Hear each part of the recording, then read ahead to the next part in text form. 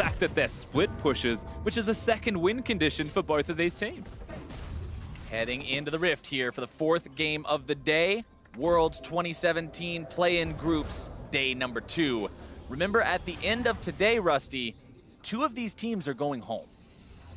For some teams at Worlds, right, Worlds started yesterday. It ends today for 2 of the teams. If you are not in the top 2 of your group at the end of your 2 days of group play, Worlds is over. It's such a rapid system compared to what we're normally used to seeing that for a lot of people watching this, it's like, wait a second, are you sure they're going home already? I'm not sure. Don't you have a second week of this? And the answer is no. This is where they have to show up. This is where you have got to prove that you are worthy to continue playing, that you deserve a chance at the knockout best of 5. And that is what Gambit Esports has to do now.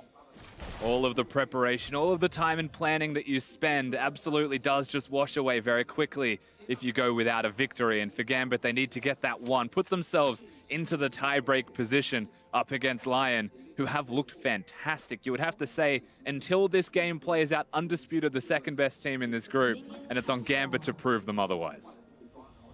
Lion, definitely surprising a lot of people so far. White Lotus and Seiya especially having very, very convincing performances on these carry champions. Great KDAs by these guys, great performances in general. Now we are seeing something different through the middle lane, actually, as we're looking at Kira against Seiya. One thing that I have to discuss about this is the Mana Crystal start. And, like, maybe not the most uncommon thing you'll ever see in Summoner's Rift, but it's not a Doran's Ring to win mid lane. It's not a Darksteel to have potion efficiency with your refillable potion there. It's the early recall, and usually you'll be looking at like the 18, 17 CS mark on the 3rd wave with the cannon minion. Once you get to that wave, if you're able to clear successfully in recall, then you'll have the tier, and that's about stacking up the tier earlier and being stronger when you hit mid-game. So that's the conscious decision that Kira has gone towards here, which to me indicates the jungler has to be a bit more passive. If you're Diamond Prox, and I mean, is Diamond Prox, is that a thing? Is that really going to be the game plan that you expect Gambit Esports to go for, right? Do you expect this team, known for their aggressive movements and their roaming and their playmaking, to play passively? And maybe it is. Maybe this is how they're going to change things up and potentially try to get themselves on the board here in day number 2. But they will have to go through Lion to do it. And right now, Audi moving up into Diamond Prox's territory. He did just go buff to buff and immediately look to invade. Yeah, Diamond doesn't have to be aggressive if Oddie is going to be the aggressor, of course. He looked fantastic playing against WE, but that was when Condi was going towards him. He returned the favor nicely, and so Oddie is going to try his hand here at this camp. Audi will successfully steal away 1 mini chicken. Now he gets 2. Cass going to be down on the ground. Diamond Prox gets 3 of the small ones, but Audi takes the big monster away from the camp and wins out in the trade. Yeah, gives him the Thunderlord's proc as well, and he's still got the red buff in advantage for himself, where Diamond Prox does not have that there. So Gambit Esports jungler not going to have the best experience around the red buff that he's looking towards himself. Oddie has control, but you have to look towards the rest of the map. This 1v1 can go on forever. If Jural or Steos come over, if Kira or Seiya actually make it in, things could change. Steos trying to go for a little bit of a trade there. Jural jumping in, getting himself the heal with the Camille W. Also getting that nice kick there on the back end of it to make sure he wins out on the trade. But this is one of the most annoying situations to be in as a jungler, when the enemy jungler is stronger than you and just sits in your jungle and your team cannot help you. It's like modern Pudge Wars. Flashback, but Diamond Prox now potentially in a lot of trouble here. Flashes over the wall, gets himself within his turret range and stays safe, but Audi will continue just hanging out in the enemy jungle. Steos moving himself over. Might look for a way to do something here. Drops the counter-strike, gets himself away, hops over the wall to the Krugs. Stays safe. I mean, he'll get out fine, but he also has no health because he's losing the top lane. Oddie still has complete control in the jungle, and by the time the Jax got here, Gragas had already flashed away. So ultimately, Gambit way too slow to the punch. Sometimes you just have to sacrifice your own lane to help your jungler and hope that the reciprocity is there, and then he'll come back and help you. But neither of those things happen. In fact, the J4 may have an opportunity to do some damage here to the Jax. Let's see if Audi can make this gank work out. Hookshot comes out, not going to be finding the stun just yet. Counter-strike coming out here as Steos gets himself away. Audi's gank not incredibly effective, but at least he did get that red buff before he leaves enemy territory. Yeah, really well played in the game of chicken there from Steos to be able to not have to use his flash, not have to jump to safety, just counter-strike and bait spells out of them. They don't choose to flag drag either, so Audi will just back it up. He's got his red buff. He's a pretty happy camper as far as he's concerned. And now he gets to go back and clear majority of his own jungle that is always going to still be there when you spend most of the early game in Diamond's jungle. Taking a look at the farm across the board, you can see a little bit of a lead for Lion there in the bottom lane. A little bit bigger of a lead for Gambit in mid lane, and top pretty much breaking even. Seiya going aggressive here in a trade onto Kira. Talked about Kira starting with that mana crystal, sacrificing some early game power. Seiya taking advantage of that for now as Diamond Proc shows up mid, but he doesn't accomplish a whole lot of anything. Yeah, still almost equalizing. It feels like by not recalling, Kira's going to go towards the Catalyst build. So he should be going towards the Abyssal Mask build, presumably. May do Rod of Ages, however, as Jarvan is not a magic damage dealer. And so it might be more efficient to have that AP as Seiya still going. Diamond Prox just cannot catch a break. He gets invaded time and time again. Tries to walk over and smite the big chicken, but it has lost its patience and will not be taken just yet. Steos is coming down, though. He might have the jump. Steos jumping in, Counter-Strike active, really threatening onto Audi here, who needs to find a way to get away from this one. No longer has his flash available. Steos trying to jump in there, might be able to find the first blood, and it goes over to Diamond. That is righteous justice for having spent so much time with his opponent in his jungle. Now he gets his revenge. Absolutely. So the Jax finally comes back down. Odi does not have his flash throughout all of this. The Jax does, and he flashes very aggressively past the Jarvan to ensure there's no taunt that's going to connect, and actually redirects him in range of the body slam. So Diamond does get his red buff back after all, and that sweet justice you mentioned is going to be had by Gambit Esports. For all the work that Lion Gaming put into setting the Gambit jungler behind, it's all undone with that first blood going over to Gambit. Assist money also going to be on to Steos there, so he makes up for some of the money that he would have sacrificed losing the farm, making that roam down towards mid. And honestly, they couldn't have asked for that to go much better. Absolutely. But you know what, Captain Flowers? I'm a little bit confused with this middle lane once again. Just the items. He still went for the tier, and instead of recalling early, starting Mana Crystal, he chooses to go towards the tier and just recall later. So now he's going to delay his tier timing, and he's still going to go towards the Catalyst afterwards, which is fine and expected. Edward actually up in the top lane as well, doing his standard. This looks like very much a more well-rounded and normal Gambit. Yeah, this is what we expected to see from this team. Those super early level, well, pre-level 6, I should say, support roams before anything really else happens. But he can't quite find the angle he's looking for, so not going to find that payoff just yet. Steos looking pretty comfortable in this matchup, 1v1 topside now on the Jax. Even though the Camille has better itemization through the Phage, he's really not worried about it. But now, Giral with more health, more mana, to this. might be able to win this fight. Issues the Hextech ultimatum, the Galio coming in, and it might just be an outplay. Nope!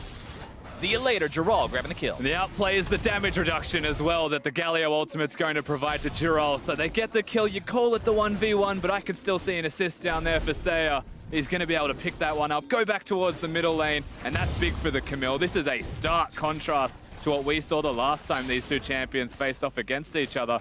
And quite simply, it's just about being that little bit stronger, ultimately from the damage reduction. One auto attack is what separated them. I mean, if you didn't have that damage reduction coming in there, Steos outplayed the heal from the Camille. He got inside of the inner part of the cone he first. reduced it. He would have managed to win that, but woulda, coulda, shoulda, who knows? It didn't happen, and thanks to the Galio, thanks to the presence of mind from his mid laner, Giral now has an extra edge in that 1 versus 1.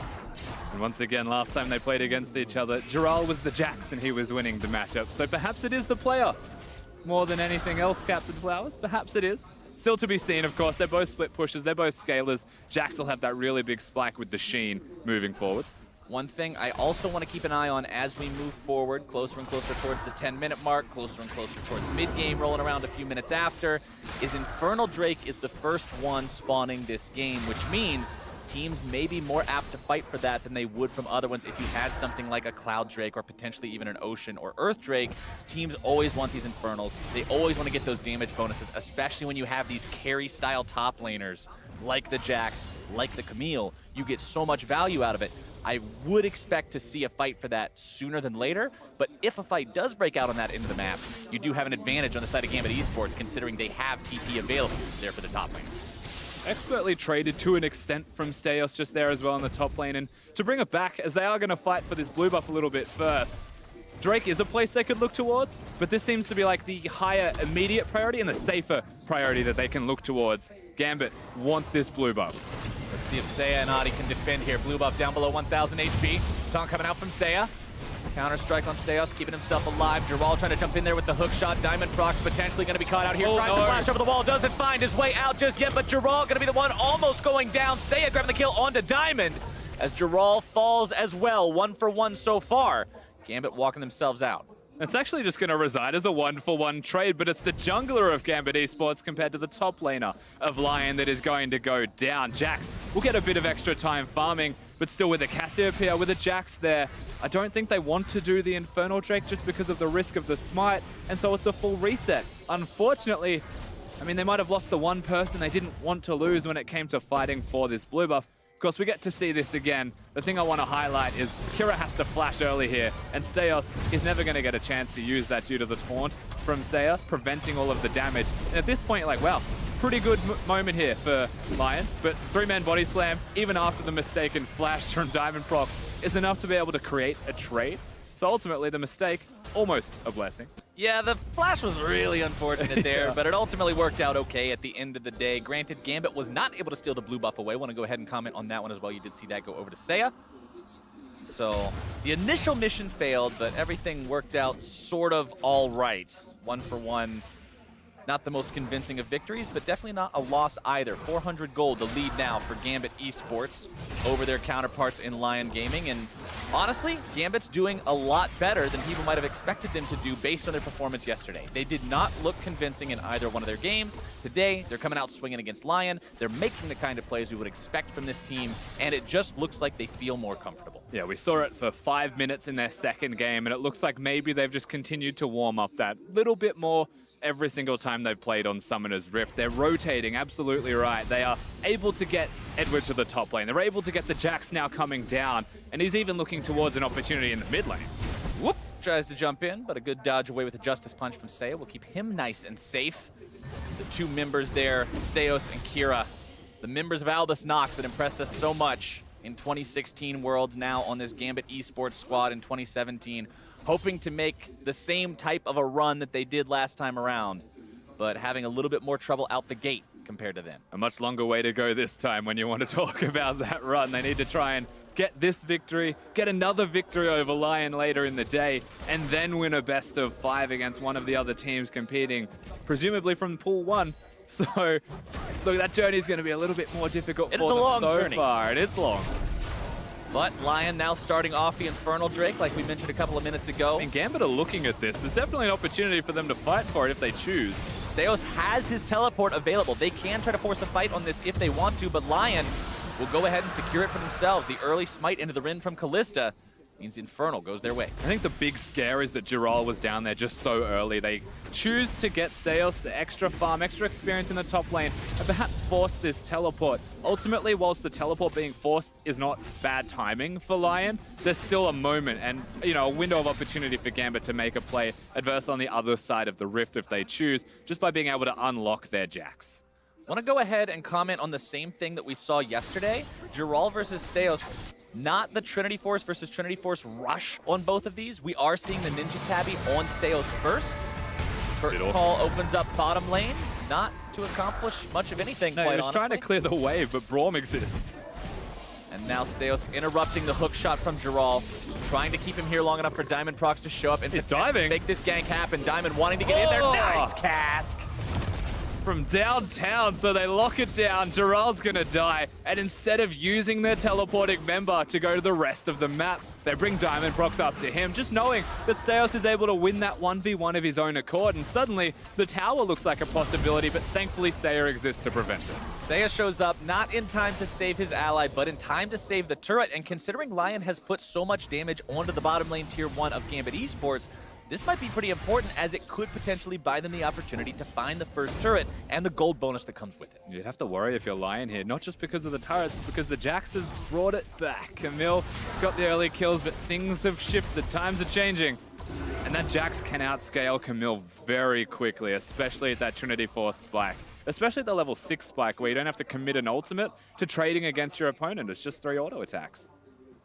Kira slithering his way down towards the bottom lane. Gambit Esports trying to mount an attack on this bottom lane tier 1 as they push the wave up, but realizing there's not really any sort of plays to be made. They're going to go ahead and send the jungler and mid laner back up towards the river. Just let that bot lane continue to push on its own. They still only have a 500 gold lead. Honestly, Rusty, if we're looking at the comparison between the economies of these two teams, it's a very close game. Yeah, it certainly is. There's a very big concern as well if you are Gambit, even with the 500 gold lead of the Kalista coming to the rest of the map. Right now, Braum and Kalista actually coming up towards top lane, trying to perhaps influence once again where that teleporting member of the team is to prevent any kind of number disadvantages if they sneak in. An immediate follow-up from Gambit Esports bottom lane as well as they move themselves up to the top lane, recognizing, hey, Lion's probably going to trade these off. We're going to do the same. Let's not be caught off guard by this. Yeah. And so we're just going to see a little bit of Australia lanes. Yeah. Because you're Australian. And now this gets to make sense. Because we're doing the Australian and not Australian co-cast. We're just like the top lanes. Thank you very much. They're engaging. Now we've got the engage, the stun. Kira trying to get himself away, but the team collapses and manages to find themselves the damage. White Lotus grabbing the kill credit on that one. I think Gambit just snuck away the Herald throughout all of this, so at the same time, from under the noses of Lion as they engaged onto Kira. I mean, they'll take that trade. It's actually pretty good, but they are pushing mid lane at the same time. Lion trying to get something back in exchange for that Rift Herald there, seeing if they can manage to grab themselves this objective. They already grabbed the kill onto the enemy mid laner. They don't quite have the damage to make the turret happen. Curtain Call opens up. Gentek's going to be tanking all those shots. They really don't do a lot if you have high HP, especially against a tankier target like that Braum, until the Jhin has more damage under his belt. Yeah. So he'll just walk himself away from that one.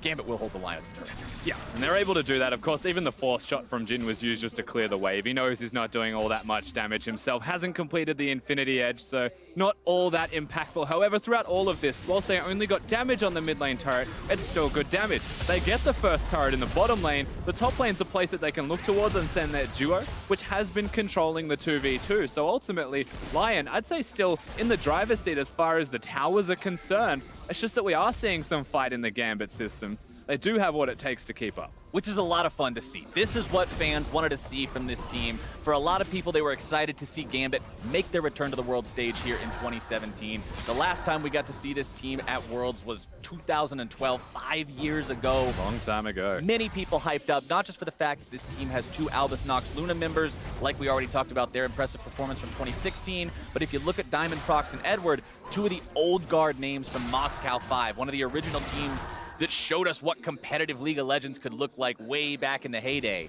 So for many, many fans, old and new, there's expectations for this team. They want to see them succeed. They want to have fun cheering for Gambit Esports, and right now, Gambit's giving them something to cheer. It's always an interesting conversation to have as well. You know, is that hype unjustifiably high just because the last time you saw them was Moscow 5 and they were just that good of a team? Yeah. But, you know, that's kind of fair to have those expectations because that's just what you want to see. And, you know, the fact that they do have some fight in their system is a pleasure to start to watch, and to see the improvement from game 1 to now, it's still there and it's still a marked improvement. I mean, for so many fans, it's just the fact that even if there isn't a logical reason to expect this team to be the same team that they were in 2012, there's still that same sort of excitement that you feel when you watch the team in 2012, when you watch these guys introduce us to what counter jungling looked like with the unorthodox Shyvana picks and 3-buffing the enemy team. They want to see those same kind of moves.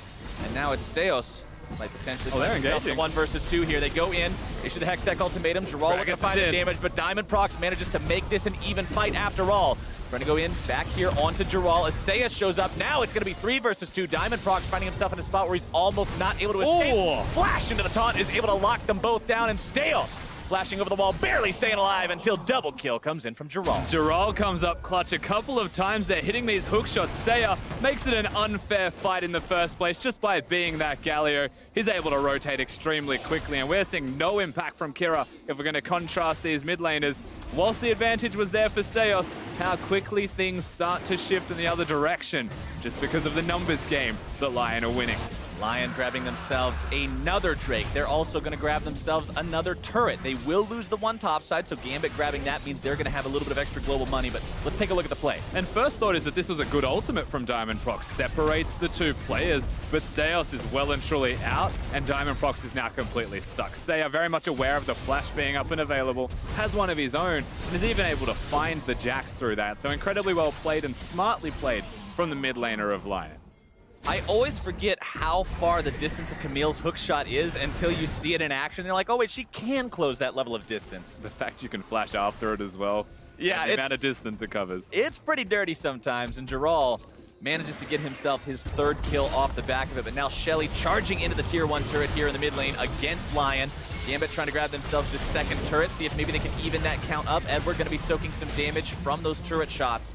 But they do get what they came for, and the game is still within 500 gold, Rusty. Neither one of these teams is pulling that far ahead. It's just blow for blow, back and forth. And that one trade just there from Gambit is the reason that it is so close, because ultimately after the kills that happened in the bottom lane, there was a trade up from the side of Lion. They get a turret and they get the Drake, where it was just one turret in the top lane that the Jhin was able to secure meanwhile on the rest of the map. So the fact they get the mid lane turret, everything equalizes, and it feels like we are still in a game that's closer than it ultimately should be based off what I've been seeing from Lion so far. And we've talked a lot about the Jax versus Camille and the snowball and the split push and this kind of 1v1 super duel between the top laners, and checking in on sort of the status of that as we go forward. You can see a lot more farm on the Jax, but just a better KDA on the Camille overall. The gold between the two, a couple hundred gold better for the Jax, but that's about it. This isn't one of those runaway situations. These two are still very evenly matched. That was a really nice play from Giral. Definitely evading that counter strike and immediately delivering the Justice a killing spree, flashing the emote, letting him know he came to the wrong neighborhood. Oh, and he's feeling himself now. Giral's able to get that 1v1. So I should say a little bit too deep, to be fair, from the Jax. Not too sure where he was going for that dive, but now the pressure continues through this top lane 1v1. Not just the KDA starts to go in favor of this kill now. It's a little bit more. You always got to respect the ability that Camille has to have that brief iframe as she goes into the air for the ultimate, dodging away from the stun. And now they're looking to make the dive here onto Diamond Prox in the bottom lane. Cass going to get himself away for now. But Genthix and Giral now have the opportunity to lay more damage into this tier 2 turret. Another Q thrown out by the Gragas to clear the minions away, keep that turret alive. But it's Lion with control over the bottom part of the jungle of Gambit Esports. Yeah, and the ultimate did double the work there for Diamond Prox, helps clear the minion wave as well as save himself, so he'll get out okay. The turret will get out relatively unscathed considering, but even taking the turret, tanking it just to get that extra bit of damage down, Giral, knowing what the champion he is, does on Camille. Very well done from the side of Lion, and they're starting to creep a little bit further ahead every single time. It's these really small details, but it's no longer 500 gold. Right, we're up to over 1,000 gold now. Items starting to come online for multiple members. You've got the Cinder Hulk, Knight's Vow, very standard tanky supportive style jungle build coming out for Audie's Jarvan. You've got Adaptive Helm and Randuin's both completed for Seiya, very strong now on the front line. Giral working on that Titanic Hydra to go along with his Trinity Force. So these members on this team, even the Blade of the Ruined King and Runan's Hurricane for White Lotus's Callista, everybody's starting to get to the point where this team could be very scary, given the right situation. Oh, they're going again. X-Tech ultimated him a little bit early that time. Won't dodge away from the stun, but he's got Seiya here to make sure this is still not going to be a fair fight. Nice interrupt there using the Justice Punch. Oh, no. Counter strike. Giral jumps a little bit too far backwards, but the flash makes sure he gets the kill anyway. So no one saw anything. He's still dead. Jax dives at the end. They're able to push bottom lane. They've got a minion wave coming. If you're Giral, you just keep going. That's at least one free turret to be seen for yourself. Galio can go back towards the mid lane. Baron's the only concern, the only threat, but they've already got vision there. They're completely set up to defend it. Honestly, Lion has been getting so much value out of these Galio ultimates this game. Flash away by blasting to survive the attack from Genthix and White Lotus. They're utilizing the Callista ulti offensively. Seiya now back in the mid lane. Giral still split pushing bottom, like you said, and we've still got 10 seconds before PvP's back up.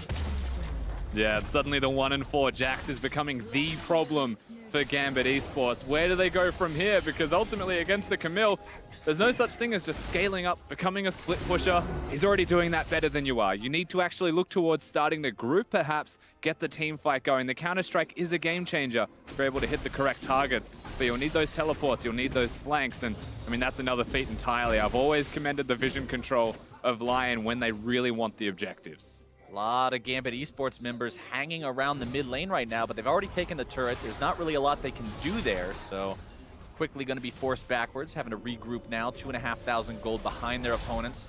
Next Drake spawns here in a minute. Baron is live. We are 24 minutes into the game, so that's always a possibility if a fight goes heavily one way or the other. but Lion continue to, like you mentioned a few minutes ago, appear as if they're in the driver's seat despite how close the game has been, simply because they're showing how good of a team they are. Yeah, and if nothing else, it's just the momentum, basically, right, that is going towards them. And that momentum is enough to sneak objectives, to get towers, to get solo kills, just because the enemy team, in this case Gambit, doesn't know where the opposing team's going to be. They've just got one bit too many pieces of control around the rift. Wards that are starting to go down. You can see them on the minimap in the river, starting to control majority of that area. We'll have to see how Gambit can try to find a way to get themselves into a power position this game. They've been slightly behind for a lot of the game. They have been able to make some plays. It's a green highway towards the top lane where Saya's going to go for himself. So once again, Vision gives a turret. Gambit now try to trade. And we're in this really weird back and forth for them where the pressure's on for our red side. Blasting 0-0 and 0 on the Jhin. Edward's Alistair 0-0 and 0. We talked about the KDA for Edward not being up to where a lot of people were hoping it was going to be on day number 1, but I guess 0 is still an okay KDA. I mean, it's not negative. It's not negative. It's not bad. It's just 0. He hasn't committed any big errors yet, but he also hasn't been around to make any sorts of big plays. We saw a couple roam attempts that never really came into their own, so... He's cosplaying WE's support. Yeah, still waiting on him. Still waiting on him to find that opportunity and find that angle as Gambit does get themselves their first elemental Drake of the game. Yeah, but at 25 minutes, you know, the Oceans, it's nice to have. You've got a Cassiopeia with a mana pool. Jhin always needs the mana, isn't going towards the Essence Reaver build, so you'll take it. But at the same time, what did you sacrifice for that? And it's extra control. The one bush they had for themselves in the river on the top side of the rift is removed, and Saya starts to pressure. Saya with the taunt, flashing forward to make sure he's able to find Blasting, tries to get the Justice Punch, only lands it onto Edward, as now they're looking to make even more happen. Giral coming over the wall, putting the damage onto Diamond. Hextech Ultimatum now issued, knocked backwards with the cast. Very nice placement on that one. Now Saya coming in with a heroic entrance. Edward's still going to be finding multiple people with the Pulverize. He's the first one to go down. Giral still barely going to be kept alive by the Camille passive. Genthix walking away from the turret. So much damage. The double kill for White Lotus.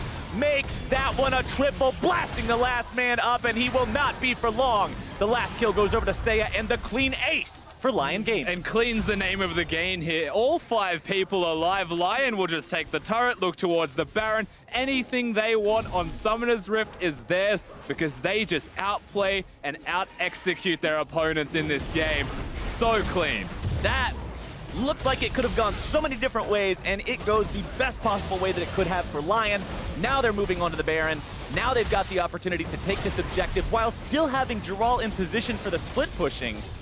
This has gone from close to very much not for Gambit Esports. And the craziest part about all of this is the engage looked a bit off from Giral. He thought, why is he going this far forwards onto a Gragas by himself? Of course, Saya is the one who kicks it off with the early flash, but Saya is also the person you look towards, not just for that flash, but to follow up Giral on his engage. This looks silly, but then suddenly silly is the best idea because Gragas' ultimate throws him into the middle of 3 of them. They're all knocked up. White Lotus free hitting the entire time, and if White Lotus is able to free hit, there is no way the Gambit are going to be able to win this team fight. Kira does not have the ultimate there to stop him. That was pretty much the moment it was over. And note, Saya, he is tanking the turret, even though you can barely see his health bar moving. Yeah, we talked about the tankiness of that Galio when we were talking about the items everybody has. It's real hard to hurt this guy. 5,761 damage from White Lotus's Kalista in that team fight. Closest person to do that on Gambit is 2,332 from Blasting. There's just no comparison. Not at all. Lion Gaming now with the Baron buff as well after that team fight. They did get the top lane in a turret through all of this. Momentum well and truly theirs. Gambit within the confines of their base predominantly from this point onwards. Desperate engage, perhaps the last option. They're the kind of team that will desperate engage, though. And that's what you've got to look for. This isn't a team that's simply going to cross their fingers and hope their opponents make some sort of a mistake. You look at Gambit Esports, you're looking at a team that will try to make some sort of a desperation play, maybe make it happen, make some sort of awesome pick. And the desperation play comes from removing Jax from the bottom lane. You can't actually use him to 1v1 Camille anymore. In fact, you can't really send anyone there, but it's too late almost. They have to send him down here. Jiral's already pressuring, and this gives the opportunity for things to shift. Steos goes in, manages to interrupt the hook shot. Now Edward going to be showing up to make sure this fight is not fair, but Seiya will find yet another awesome heroic entrance to buy his ally some time. Now he's going to be tanking 3, 4 different people, but Gargoyle's stone plate means he just does not care, Rusty. He actually didn't lose health, and there was 3 people there. In fact, he gained it through the stone plate. Lion now threatening 2 places at once. Lion will take down that bottom lane tier 3. Now they've got their eyes set on inhibitors. The rest of the team can rotate over if they like. They can continue split pushing with pressure on mid either. Also, I should say, but so many different options for this team at this point in time. You're 10,000 gold up, 30 minutes into the game. You've still got the Baron buff for another 90 seconds.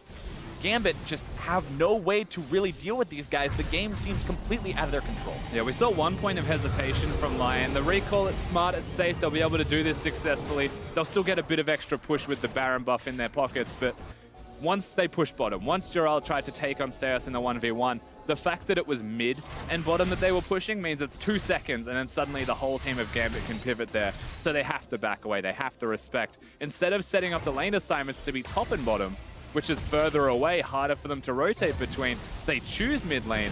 And you have to wonder if that's because of the Galio, but at level 16, his ultimate range covers that far. A little bit disorganized with the emote flashing there too. You see Seiya flash his. Gentix is like, oh, I can do that too. You got to flash them all at the exact same time to really show off that team synergy, but it's important, man. You got to get that going.